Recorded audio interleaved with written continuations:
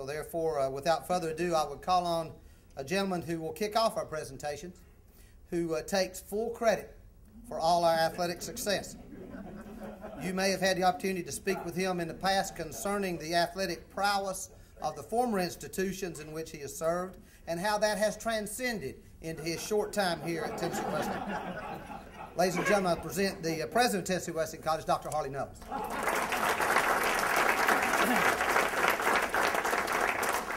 I told Stan and the coaches that I come from a tradition of losing, and to come to this fine institution and be a part of this really fantastic athletic program is just really remarkable, and I couldn't be more proud. I want to welcome you and thank you for joining us as part of this important celebration. And I want to thank all of you who support our athletics all year by participating and by donating and cheering us on and doing all the things that you do. And the 300 some odd folks who showed up to greet the bus, we're just tremendously thankful that you're there for us and helping us. Let me extend my appreciation to the coaches, to the director of sports information, to the athletic trainers, to the director of athletics, all of them for just a phenomenal season. We've been applauding and extending our appreciation all year long, and it's just really remarkable. And also thanks to our 300 student athletes who, without them, none of us would be around, and have just honored us with their tenacity and hard work all year long. We're proud of you and the tremendous success that you've had all year. You've built a tradition of winning that is inspiring. I think it inspires all of us to work just a little harder at the things that we do. Your successes this year across all of athletics resulted in the Walker Trophy, which sits over here on the table. That is for all sports performance across all sports. Really, really phenomenal. I told Donnie that I think all the stars lined up this year. I don't know what the chemistry was, but they made it happen. It was just truly amazing. One thing that I'm really proud about is that our coaches aren't just coaches. They're mentors, they're educators, they're friends, and they're also community leaders in many, many ways. And we're grateful for them and their terrific service to this region. We are especially proud of the work that our coaches do and that our athletic department has done to really shape leaders on and off the field. And this is best evidenced by the Champions of Character program that many of you are familiar with. We've received honor after honor from our conference for the amazing amount of community service that occurs right here. And this is inviting our students to serve others and stop thinking about their own needs and try to make a difference here. And they begin to see their effect on people and their effect on the community, and it's really amazing. Donnie Mayfield summed up the year once as a magical year topped off by a magical win on June 2nd for the Bulldog baseball team. I told him earlier that I think that's what he said, so it's a little paraphrase.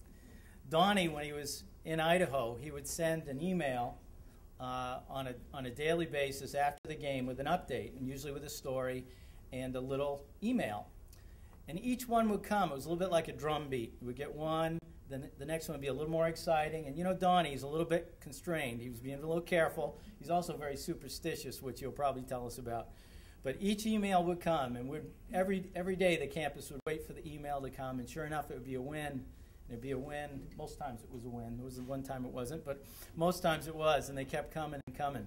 Until finally we got the last one, which came on Saturday, June 2nd at 2 a.m. And this is what he wrote. TWC, you have a national champion. Congrats to our 2012 Bulldog baseball team. Thanks for all of your support, and a special thanks to head coach Billy Berry, assistant Stephen Baker, Matt McCracken, Albert Gertz, and athletic trainer Drew German. They have performed a remarkable job. What a night to be a Tennessee Wesleyan Bulldog. I can't say it any better than that. Thank you for representing this community and for honoring all of us and honoring Wesleyan. We couldn't be more proud. Thank you.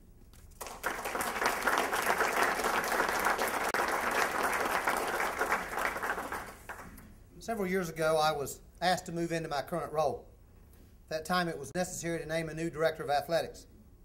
I believed at that time that Donnie Mayfield was the right man for the job, and he has certainly validated that decision. Donnie's led our athletic department to unequal levels of success. He's helped to create a new culture in regards to the Champions of Character program, student behavior, academic performance, and athletic success. His peers recently honored him as the Appalachian Athletic Conference Athletic Director of the Year. We have hope that he will be named the NAIA Athletic Director of the Year in the months to come. To tell us a little bit about the success of our season, it's my pleasure to introduce the Athletic Director of Tennessee Wesleyan College, Mr. Donnie Mayfield.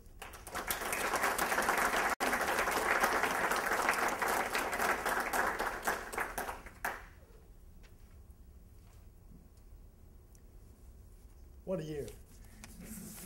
What a year. You know, when Dr. Knowles read that email, it brings back that night once again and just stirs up the memories and the emotions that went right along with that. And, you know, I can't be more proud of what we achieved this past year. But it all starts with a great staff. And I failed to mention this the other day, but our staff has done a tremendous job over the years building our program to this point. And one good thing that we have been able to do is we've been able to keep this staff together. We have some consistency in the department, and that goes a long way. When you're working on these endeavors, if you have the same people in place over a period of time, things start to pay off.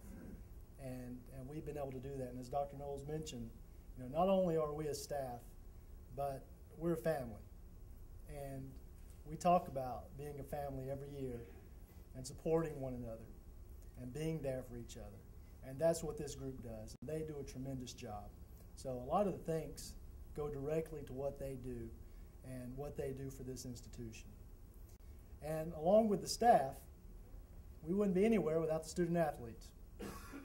The work that they are able to do when they get to Tennessee Wesleyan, the time that they put into academics, and what they put into practices and getting ready for the games. And then when they get there, to be able to perform in that type of environment is incredible. And to be honest, standing on the sidelines, especially at the World Series, the pressure on me, I felt, was immense. And I kept thinking, how do these guys play in this type of atmosphere? And what they were able to achieve is just remarkable under that type of pressure. But we start every year out the same way. We meet as a group. This past year we met in the gymnasium. All the student athletes came in, and we talk about what we expect out of them. And then I tell them, guys, we have close to 300 student athletes here. We need to have 300 student athletes who are leaders on this campus. And I believe they do that. And what the organizations that they're involved in on our campus, many of them make up our SGA, and the work that they do in terms of servant leadership is incredible. The things that we have done over the past few years, such as beginning a recycling program here on our campus, or getting involved in the community with Habitat for Humanity, or working with planting of the trees and the flowers, working with the community orchard. These guys go above and beyond the call of a student athlete and getting involved with the community. And that's one of the ways that we feel like we can give back to you guys, is have our student athletes go out and perform these tasks. And a lot of them volunteer right off the bat. They come in and say, hey, these are some things we want to do. Without us pushing, they're wanting to do that now. And that's something that we've been able to build over the past few years, is get that expectation into our student athletes to be servant leaders. And then we talk about the All-Sports Trophy. We talk about what it's going to take to finally bring this trophy home to Tennessee Wesleyan, something that we've never been able to accomplish over the past 13 years since the inception of the award. We talk about each other being behind one another, pushing us, winning, striving to be the best in our conference. And as we saw this past year, it paid off. First time in 13 years, the George Walker All-Sports Trophy came to Tennessee Wesleyan. And then we're always thinking about a national title. You know, that's the end result. We want to be able to get to the national tournament and hope that we can compete. And we'll talk about that experience here in a second. But we go back to the fall, you know, when we think about the accomplishments that occurred over the year. Men's soccer got their first top 25 ranking in the program's history this past year. And success just started to build at that point in athletics. We get to the start of basketball season. Our women's basketball program is ranked in the top 10 to begin the year out. So the expectation is high right off the bat for our women's basketball team. And then we come back after Christmas, and that's where things get magical. We have 6 conference championships, 3 conference tournament championships, many runner-ups with that as well in our other programs, 4 national tournament appearances. You know, we failed to realize, you know, our women's basketball team, our men's basketball team, men's golf also made it to the national tournament, as well as 2 individuals from cross country to the national tournament. But those teams go right along with these successes as well this past year and what athletics was able to achieve. And then, of course, we have baseball. Great history, you know, as well. We talked about women's basketball with a great history, women and baseball also. The history that we have here is incredible. And every year our goal is to get to the national tournament. You know, conference championships, we've won, what now, 12 straight conference championships. And we know to get to the national tournament, we've got to be contenders in the conference. We've got to qualify for that national tournament. And this year we qualify for the opening round once again. And we're actually, this is probably a fact most people don't realize, is we're one of the 10 teams in the NAIA who has qualified for the opening round national tournament since it started 4 years ago. One of 10 in the nation to be able to do that. And that's just a remarkable fact right there in itself. But once again, we qualify for the opening round. We go to Kingsport. We win it. And now, once again, we're back to going to the World Series in Lewiston, Idaho. And Lewiston is a great experience. This community shows incredible support for baseball and for this tournament. When you travel out there and you travel into town and the banners are hanging in the city, the posters are hanging in the restaurants, you know, this town is 100% behind this tournament. And when you get out there and they see you walking around with your Tennessee Wesleyan gear on, you know, they make you feel like rock stars because they're coming up asking questions. They're getting autographs from the guys, and they really make you feel welcome. And the support that the community gives them, and you walk around the field, and you know they have all these sponsors lined up, and it's just an incredible, remarkable thing that this town does with the World Series. And as I said the other day, once we get to Lewiston, Idaho, once the flights get in, the team arrives at the hotel, everybody checks in, basically my job's over. I get to sit back and be a fan at this point. And of course I have to take care of Coach Berry along the way as well, and that's a job in itself. And I don't get paid for this job. I just get a thank you for looking after me kind of deal here. So I have to do that while I'm out there. But I get to be a fan.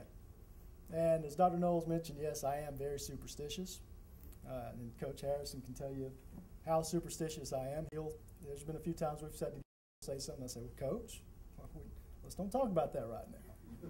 Or, well, one afternoon I told one of our coaches to leave the gym because he walked in, we were winning.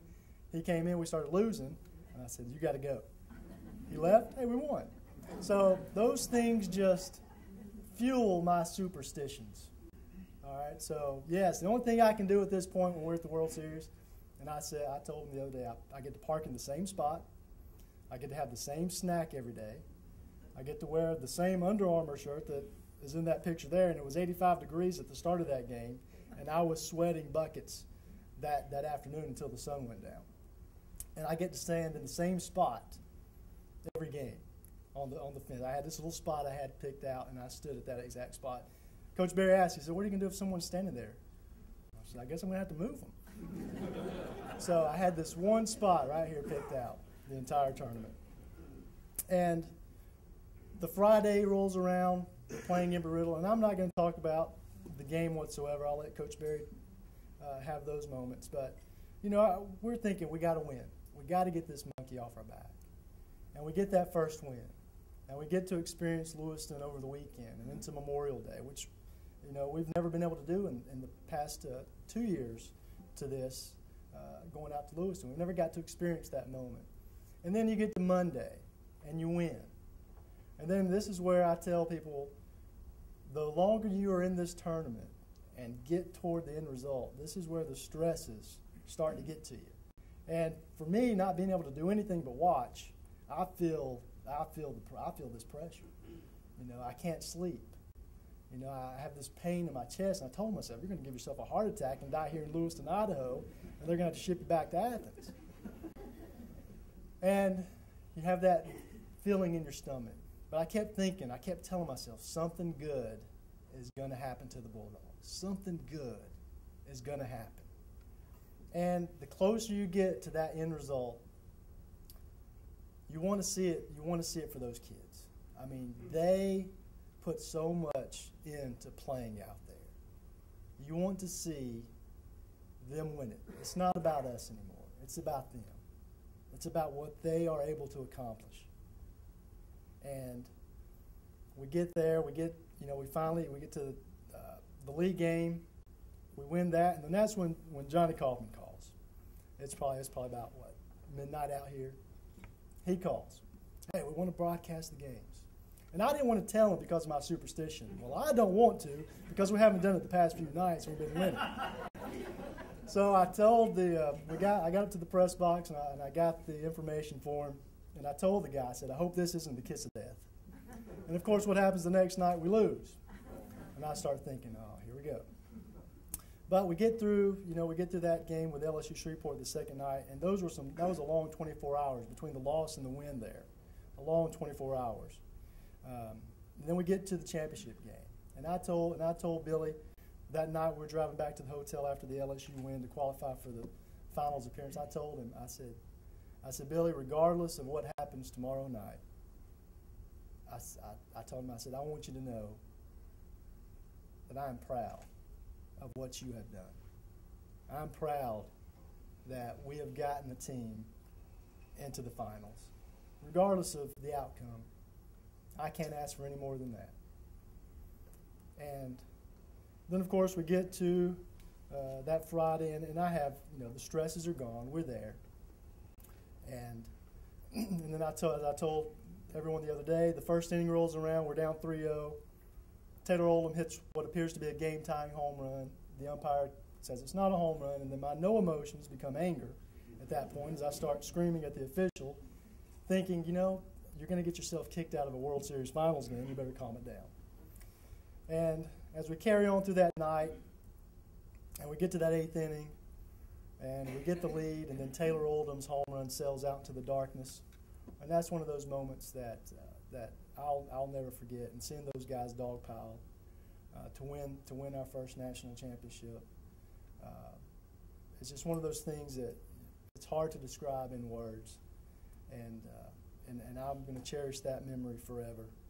And then, of course, it happened to be my birthday, so I made it even more sweeter.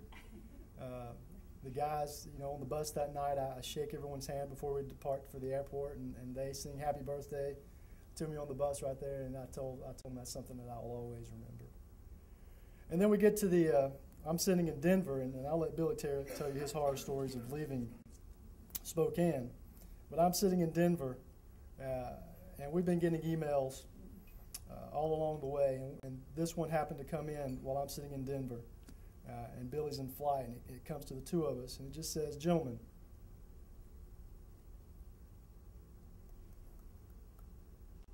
somewhere my father is smiling. He always enjoyed seeing years of hard work pay off. Congratulations on a great run. Michael Bowling." And that right there touched me like nothing else did. Having the son of Jack Bowling email us, congratulating us on a great run and a great championship. Drew and I are sitting in the airport in Denver, and I just handed my phone and let him read it and lower my head as the tears were coming down. That right there was something special and something that I'll always cherish. And then the question is, can we do it again? Yes, we can do it again. We've proven that a team from Tennessee Wesleyan can go and play on the national level, the national stage, and bring home a championship. We can do it. We've got a staff here that's dedicated, passionate, driven to get the job done. We've got a campus community that believes in our pursuits for a national title. But it's a group effort. We have to have a community that supports and believes in this institution. A community that can help develop and prosper our programs and lead us to the next section of our history. Because, believe me, we don't want this to be the apex of what we're able to achieve. We want this to be the start of a climb to the top in all of our programs. And that takes something from all of us. Department, institution, and community. And now, I know you guys are waiting for the man of the hour. I know he's still sitting up there on cloud 9. But this guy does a tremendous job. He works hard. His staff works hard. Nights, weekends, whatever it takes. He's 5-time AAC Coach of the Year, 3-time Region 12 Coach of the Year. And like I told him, now you'll always be known as the NAIA National Champion Coach of the Tennessee Wesleyan Bulldogs, Billy Berry.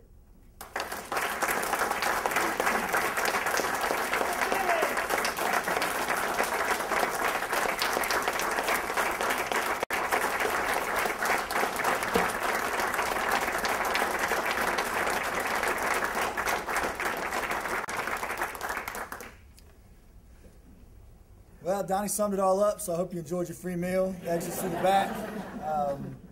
Everybody go back to work now. Yeah, thank you so much for that. I really appreciate it.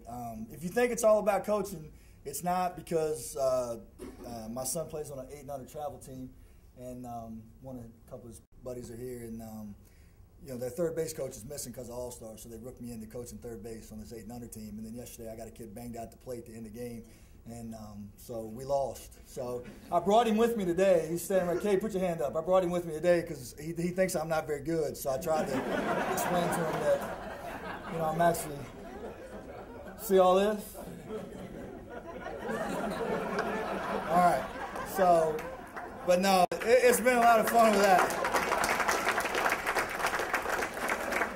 So that's what we've been doing since we won a national championship. We've been trying to win 8 and under tournaments, so it's been good. But you'll have to indulge me for a second. I don't get an opportunity to do this very often. I don't get an opportunity to thank some people that I need to thank. 2 things that I promise you will probably happen in my time up here. I will say a lot because I stumble a little bit, and I will cry more than likely. It's awful hard to talk about the things that we've been able to accomplish without being able to move your emotions and do those things. But first and foremost, my wife, Jackie.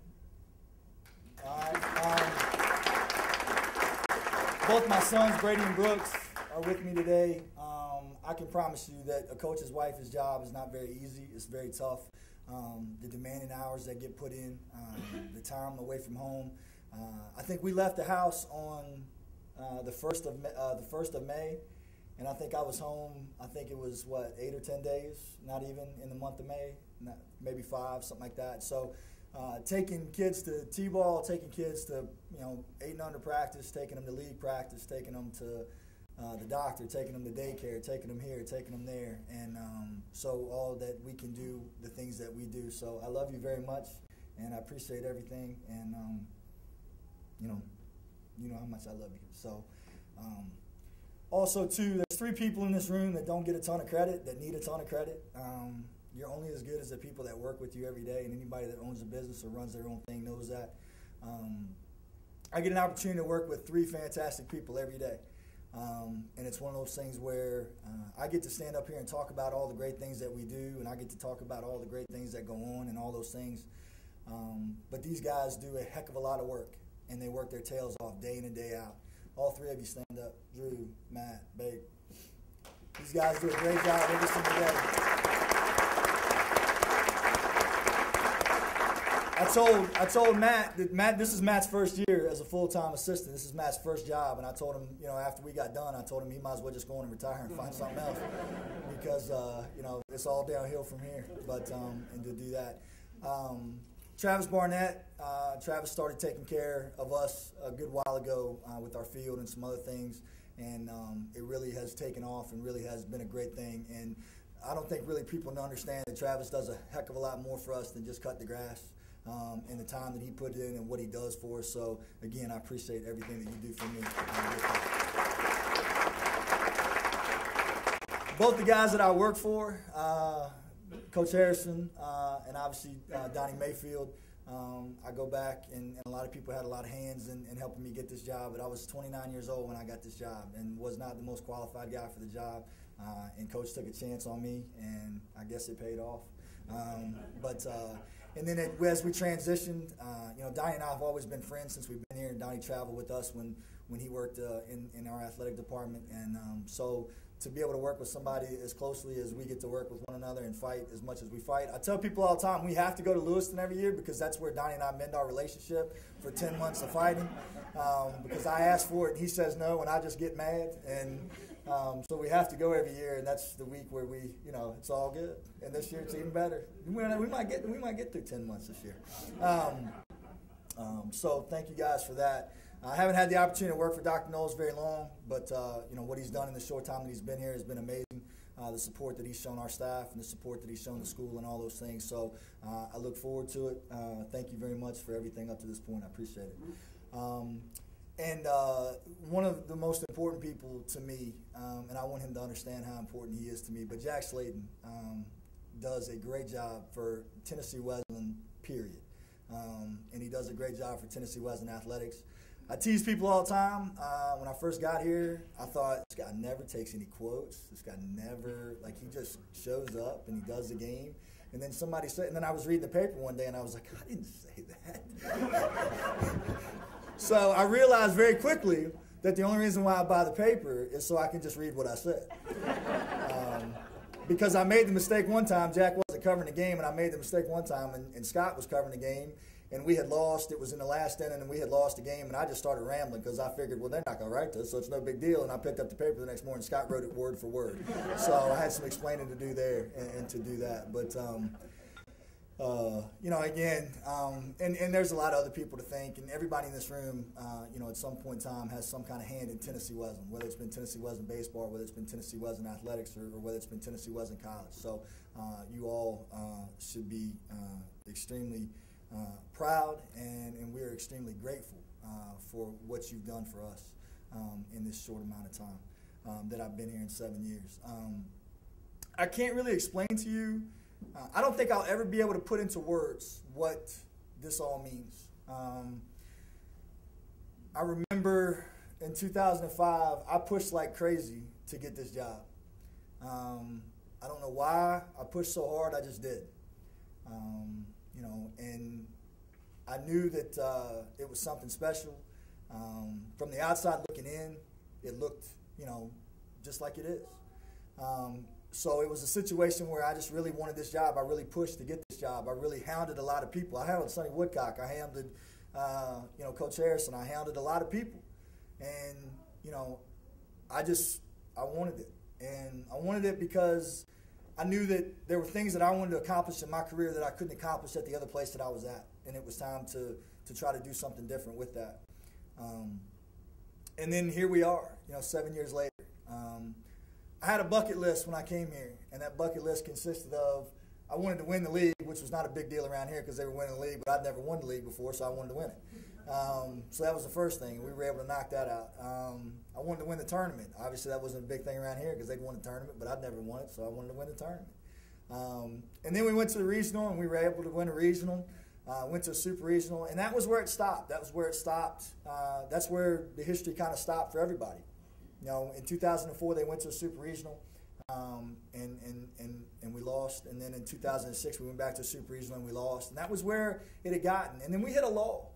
And people don't really understand that. People don't understand that in 2007 we made it to the finals of the regional. We couldn't get out of it.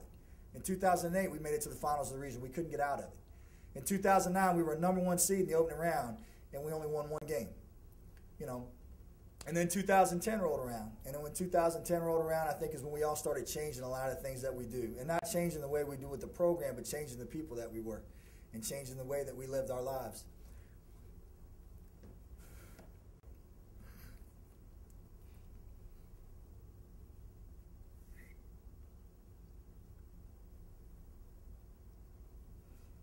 And changing the way that we looked at people. And it's not a... I'm sorry. You take a picture of this and I'll shoot you. No, I know you do. But we started changing the way we did things. And I started realizing that, you know, I was coaching somebody else's son. And that it was up to me to be not just their coach, but to be somebody that they could look up to and be somebody that they could trust and be somebody that they could learn from.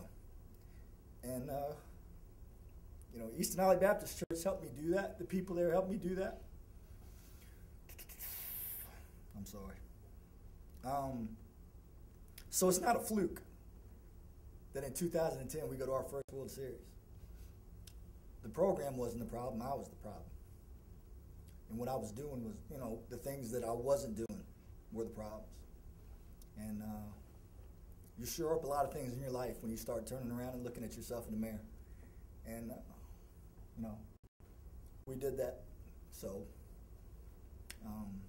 it's not a fluke. We went back in 2010, and it's not a fluke. We won the whole thing.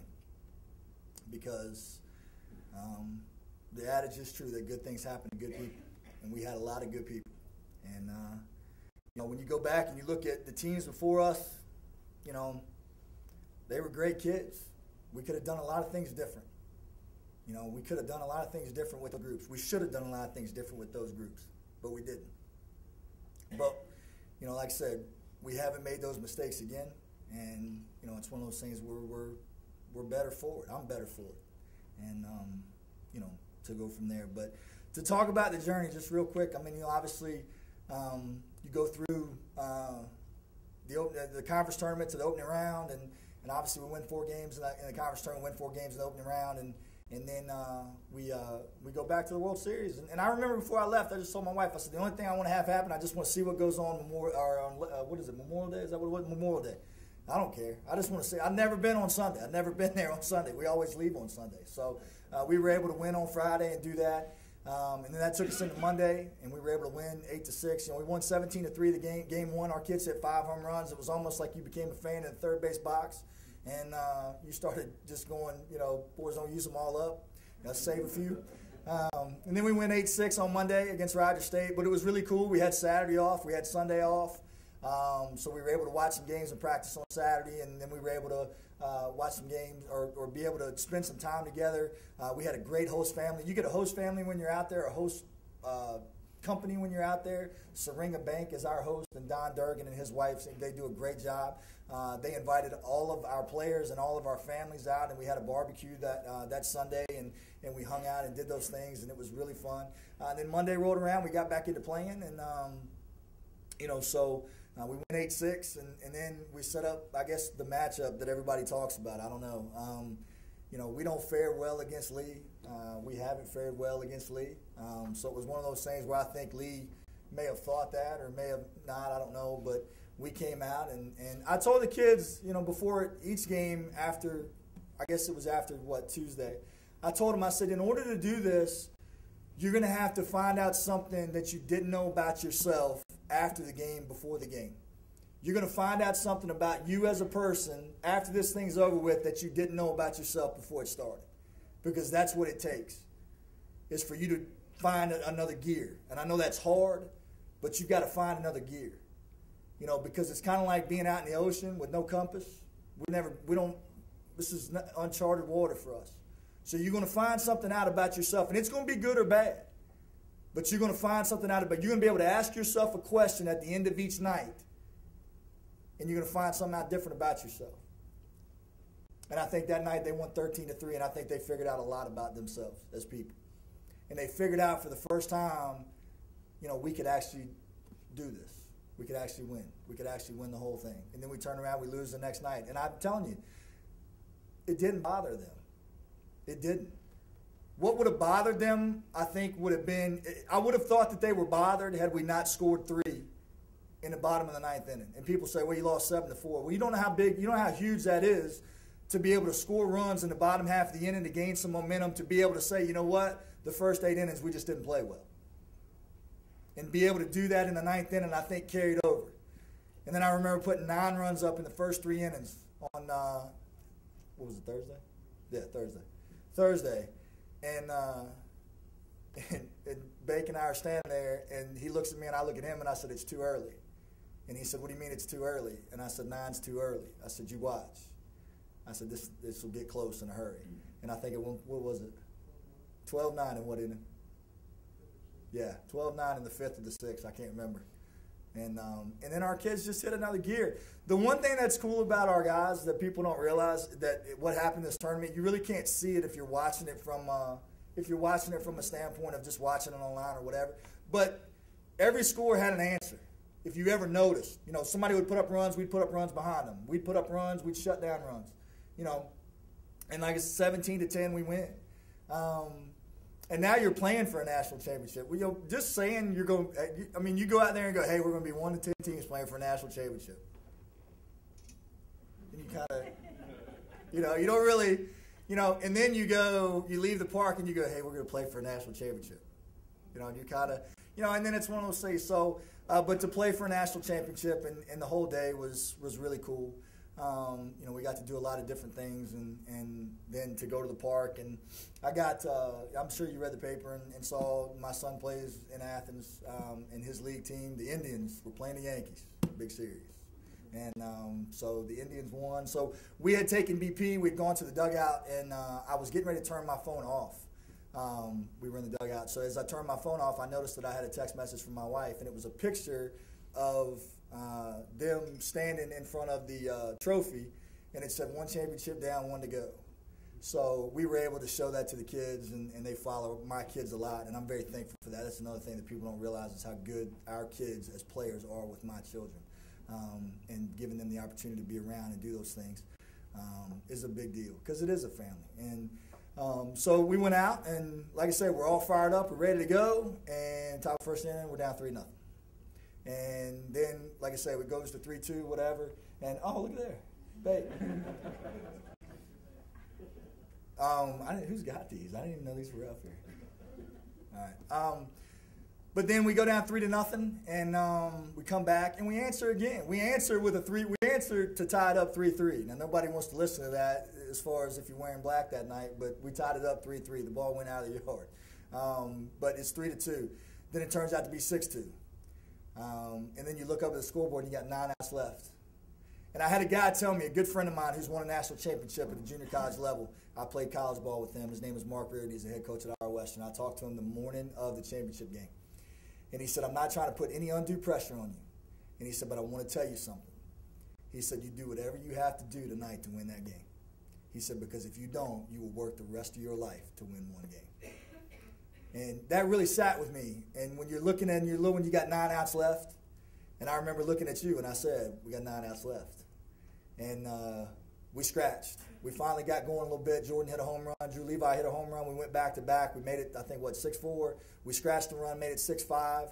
I'm still looking at the scoreboard knowing it should be 6-6. And I'm still telling the guy in the 6th inning that it should be 6-6. Then we go to the 7th. We don't scratch. And then we go to the 8th. And I remember Craig said it best. Matt walked down the line right as he was going to first base, and he said 2 runs and we win the whole thing. And you think to yourself, would you ever hear something like that? In your career, will you ever hear somebody say 2 runs and we'll win the whole thing? Not we'll win the conference, not we'll win the conference tournament, but we're going to win the whole thing.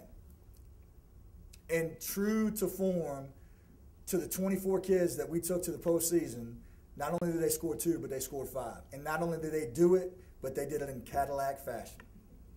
You know, to be able to get the leadoff guy out, we get a single, we lay down a drag, we got a double steal, but Anthony puts the ball in play, so now we got 2 outs. What happened next? I can't remember. Walk, yeah, we score a run. No, we don't score a run. We walk to load the bases, huh? That's right, yeah, we walk to load, that's right. Was I there? We walk to load the bases. To go back and watch the video. But we walk to load the bases, and Jake Stone's just up there battling. But the bat that people don't realize is that Steven Branca's a bat before that. Steven goes down 1-2 and fouled off, I think, 6 or 7 pitches with 2 strikes and walks with 2 outs. And then Jake comes up, and they've got a left-on-left matchup. What a lot of people don't know, the guy that's pitching struck out, 18 on opening night. So I'm thinking, you know, it's the left-on-left matchup. He's our guy. We go, and he battles. I'll tell you a little secret. Our guys at second steal signs.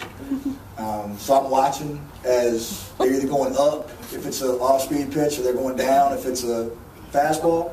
And I keep watching the guy who's doing it because he's really good at it. I keep thinking fastball. And about that time, he just keeps going like this, and then finally, you know, Jake gets a hanging breaking ball, hits it in the right, and Miles Allen, who, I mean, that's just, you go back to certain kids. Miles Allen is a kid that played JV baseball for us last year, was not even on the varsity. Can really run, is a fantastic kid, and he's out there in the national championship game at second base, a guy that played JV baseball that had never put a varsity uniform on, and he's a pinch runner in the national championship game, and he scores a winning run, basically. And then Taylor Eldon comes up and he hits one 5 miles, and I've never screamed so loud for a ball to get up in my life, and it did. And to watch our kids. I try to tell people all the time, I think you do this job for 30 seconds at a time. If you've ever seen a dog pile, it lasts about 30 seconds from start to finish. When in my first year as a high school baseball coach in 1999, I worked for a man that I have a ton of respect for. It's a man that I played for, John Morano. And he asked me to be an assistant. That's where my career started. And I made like $1,000, I think. We were getting married. I remember we were playing a state championship game. We were playing George Washington High School. And it was 3-0. And we had 2 outs in the bottom of the 7th inning. And I remember he stood up, and Braxton Bell was the other assistant. Braxton Bell and I played together in high school. And he looked at me and he said, whatever you do, he said, just watch the kids. He said, before you do a thing, just watch the kids. And it was one of those things I never forgot that. And I've always tried to do that, to just watch, because that's the gratification that you get. It's not about the year. It's not about any of those things. It's about those 30 seconds watching those 24 kids do something that nobody thought they could do. And I don't care who you are, and I don't mean this to be a jerk, but nobody thought that we could do what we were going to do until we did it. And that's okay. I don't expect anybody to feel any different. There's a part of me that I'll tell you probably felt the same way. We were good enough to get there, we just weren't ever going to be good enough to win it until we won it. And to watch those kids and to get that gratification, if you didn't get a chance to know this group, then I'm sorry, because they were great. They were great human beings. They were great. Very rarely did I get a phone call from a professor saying the kid wasn't going to class. Very rarely did I get a call from a landlord saying, hey, these kids are doing this, they're doing that. You talk about 24 people, 28 people, and 4 coaches that just said, you know what, we'll do it the way you want to do it. And that meant the most to me. I haven't had that since 2006 when Miguel Maria, who's sitting in here right now, played on that team. I'd never had a group that just said, you know what, we'll do it whatever way you want to do it. You want to yell? Yell. You want to love on us? Love on us. You want to work us to death? Work us to death. You want to work us light? Work us light. But it doesn't matter what you do day in and day out, we're going to play our rear ends off for you day in and day out. I had it my first year here, and I guess 7 years later I got it again. And I wish like heck that it could have been the 2016 because I love that much. You know that.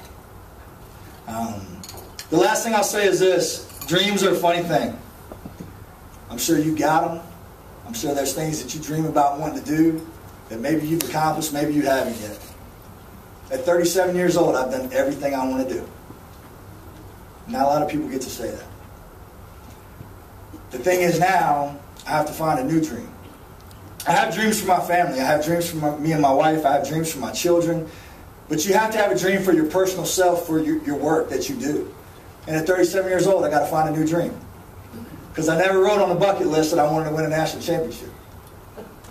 I wanted to get to a series. I didn't know if it was possible. So now, I got to find a new dream. I've answered this question a million times, so I'm just going to answer it now. That dream does not take me out of here. That dream does not make me leave. I don't want to go anywhere. I want to stay here.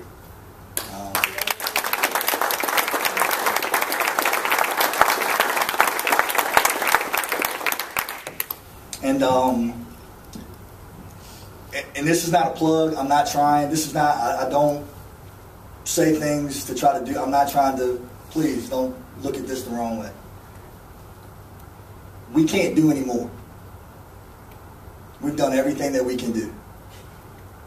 We need the help of people now to be able to do something, to be able to do bigger and better. The vision that I have for this program is on a national level.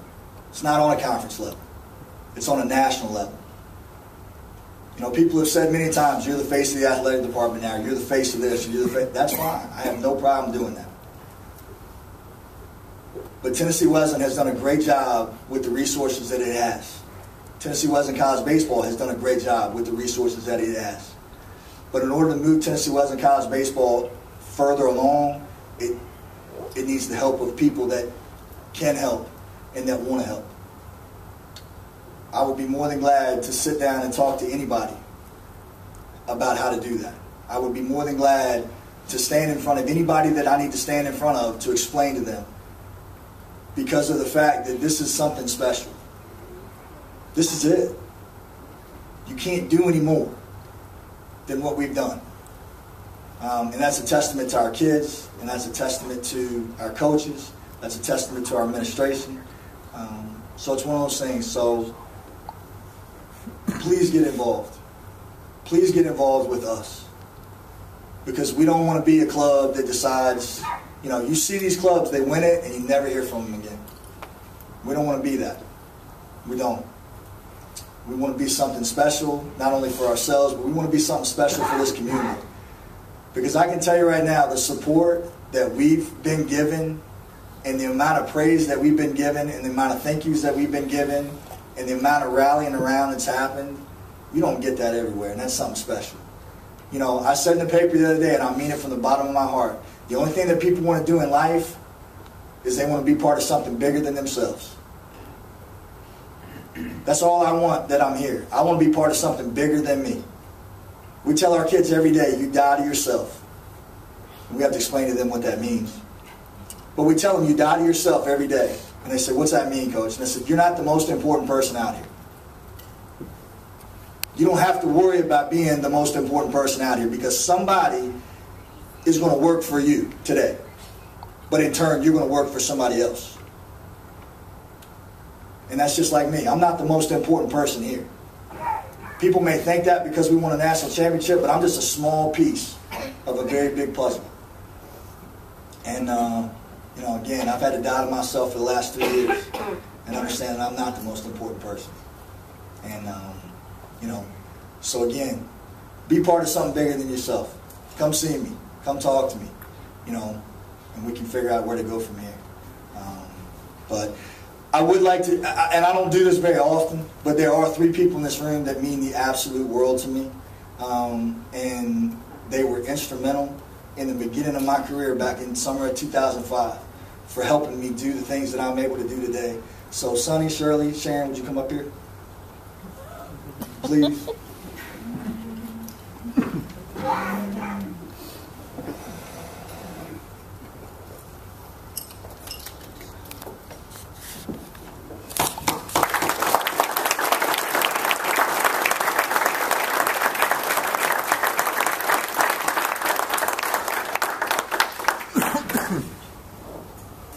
I work these people over like crazy trying to get this job a lot of the times. I talked to Sonny on the phone. Sonny didn't know me from Adam. He met me one time, and I got his cell phone number, and I banged him a bunch of times on the phone trying to get those things, hey, talk to this guy, talk to this, hey, what have you heard?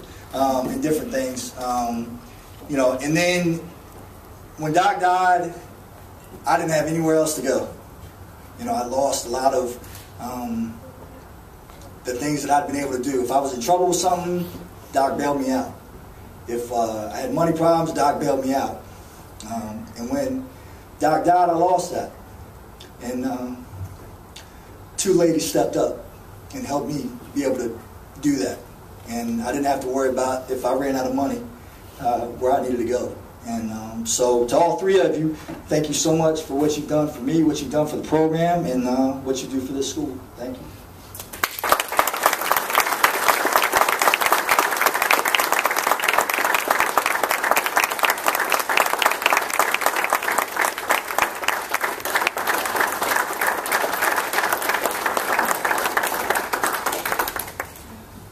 So I know that's awful long, but it's a big deal, and it's a lot of stuff to talk about. Thank you so much again for your support. Thank you so much for all the things that have happened, all the things that have done. Again, thank you. I know there's been a lot of people that have already started with the rings. Shelly, Ms. Mayfield, Mr. Liner, Mr. Neely, thank you so much for all the things that you're doing to start out. You know, again, it's been a lot of fun. We appreciate everybody's support. We appreciate everything that they've done. I cannot thank you enough. You know, will we do it again? I don't know, but we're going to give it a good run. How about that? Thanks.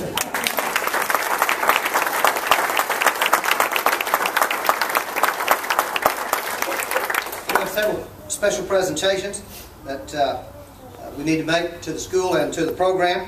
And to present the first of those is the Mayor of the City of Athens, the Honorable Hal Butcher.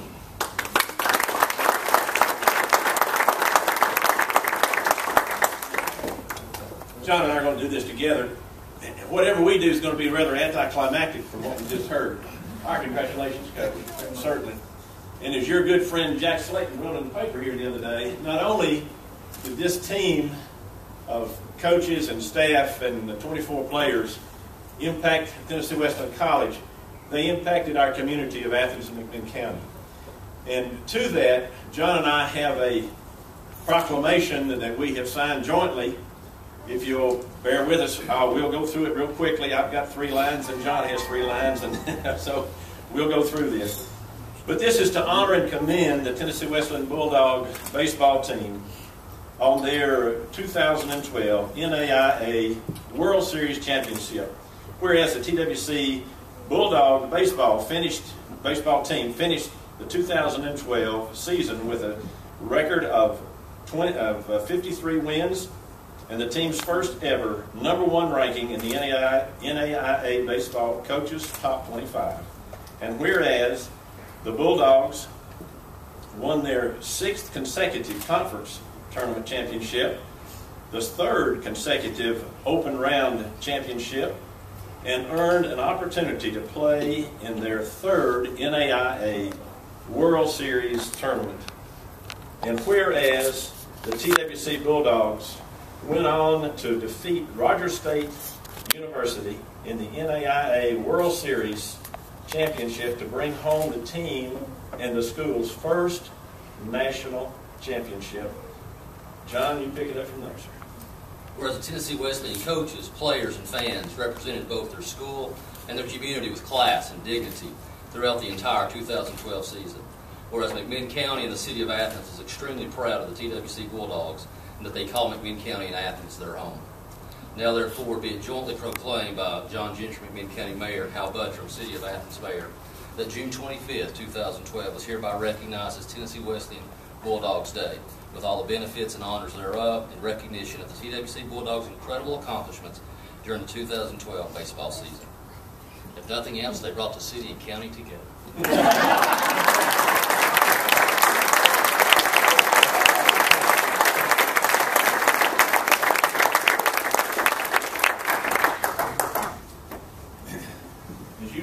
The City of Athens has some welcome signs at our entrance to our city.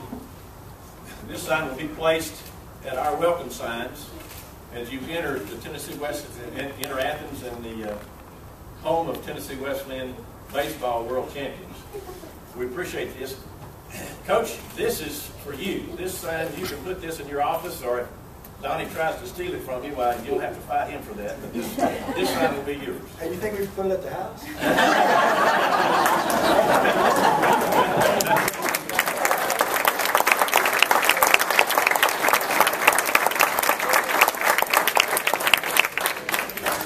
I wanted to say one thing, what more than the wins and losses and more about baseball, is it showed the world, well, the nation, that excellence can be found right here. We've had the good fortune recently to have some state championship teams come out of this county. This is our first national championship. But we were able to tell the state there's excellence here, but now we can tell the United States of America excellence can be found right here. And you're not just telling, most important, not just telling the nation, you're telling our community that they can be excellent here. They can be the best here. And the best do live here. And so for that, I appreciate the testimony that I think the win brings. More than just the signs, I think the story of the change in 2010, that's going to be the legacy.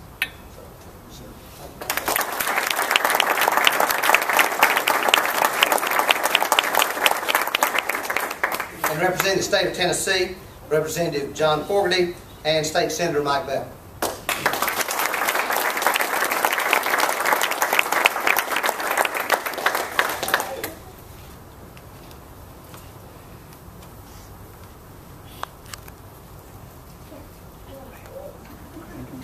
President Knowles, Vice President Harrison, Athletic Director Mayfield, Coach Berry, what a blessing it is to be included in such a delightful event.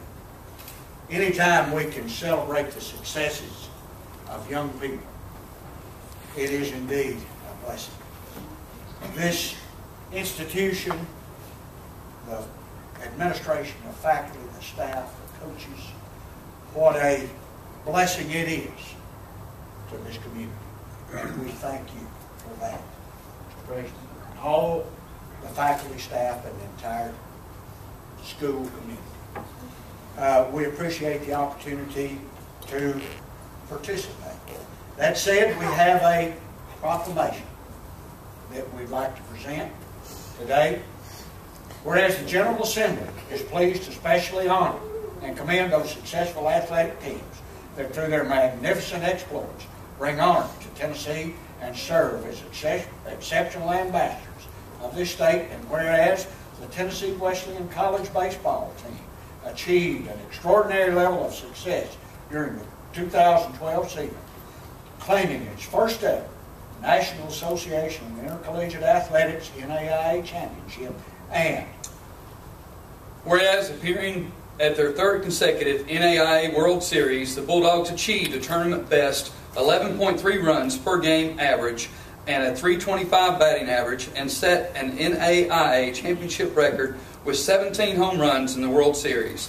In doing so, they accomplished their goal of winning the national title and firmly established themselves as a college baseball powerhouse in the country. And whereas, while Bulldog Jordan Guide set a new World Series records with 7 home runs, the entire team achieved its first ever #1 ranking in the NAIA Baseball Coaches Top 25. And whereas championships are achieved only through hard work, dedication, and the ability to work together as a team and excel with a cooperative spirit, this group of young men exhibited those characteristics each and every game during their championship seasons. And whereas the Tennessee Wesleyan College Bulldogs also finished the 2012 season as winners of their 11th consecutive Appalachian Athletic Conference Championship. And whereas the members of the 2012 Tennessee Wesleyan College baseball team have represented their college and the state of Tennessee in fine fashion, displaying peerless character both on and off the field, and I'll skip to the final paragraph. I, Beth Harwell, Speaker of the House of Representatives of the 107th General Assembly of the state of Tennessee, at the request of and in conjunction with Senator Mike Bell and Representative John Fogarty, do hereby proclaim that we commend and honor the 2012 Tennessee Wesleyan College Bulldogs upon their winning the National Association of Intercollegiate Athletics Championship, and offer them our heartfelt wishes for continued success in the future.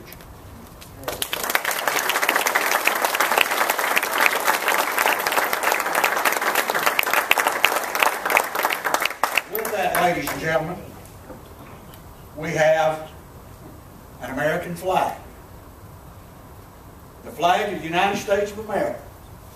This is to certify that the accompanying flag was flown over the Tennessee State Capitol on June 8, 2012 at the request of Senator Mike Bell and Representative John Corey for the 2012 NAIA National Championship Tennessee Wesleyan College Bulldogs.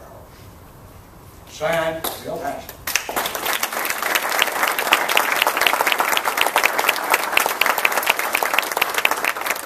I'd like to say before we sit down, so many things have been said about the achievement and what it's meant to the school, what it's meant to the community and to the state of Tennessee. But Coach, I want to say one thing after hearing you speak up here, and as John said, hearing your testimony and how much you care for these children. You are the type of man I would have wanted my sons to play for, and in the stage of life I'm entering, my grandchildren to play for. I appreciate it.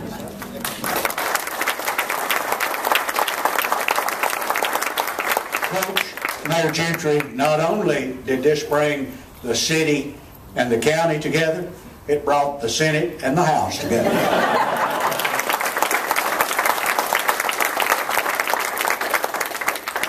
We have done this as a team a bunch of times, and I think it's appropriate to do it again. We all know that there's a man missing today, and we all know how much he means to this college and how much he means to this community. We have taken a moment of silence every time that we have accomplished something, and I think it's appropriate. I keep sitting here and I think about speaking at Kiwanis, and I keep seeing his face just sitting right here, and I keep wondering sometimes, you think about sometimes when you do certain things, you think about what the reaction of somebody would have been, and I have gone through my head a million times what his reaction would have been. But I guarantee you that he's up there and he's sitting at lunch right now with somebody who drove him, and he's telling a good story for sure. And so it's one of those things. But if you would just bow your heads for a second and just we don't have to say anything. Just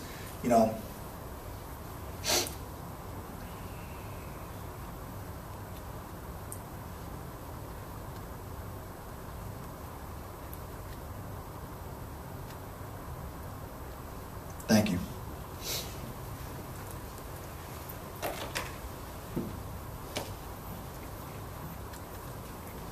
Dr. Bowling, the man with the biggest hands and most of his fingers. He loved the woodwork. Thank you very, very much for coming.